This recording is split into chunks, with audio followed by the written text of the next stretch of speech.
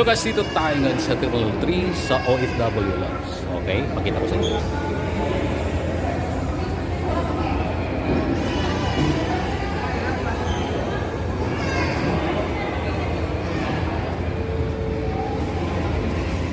Oh my.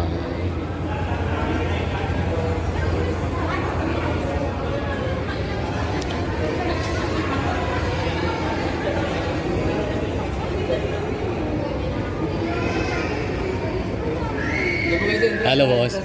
Doon may entrance? Ah, okay. Doon sa kapila.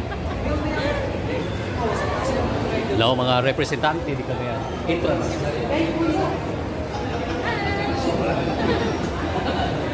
Paragon.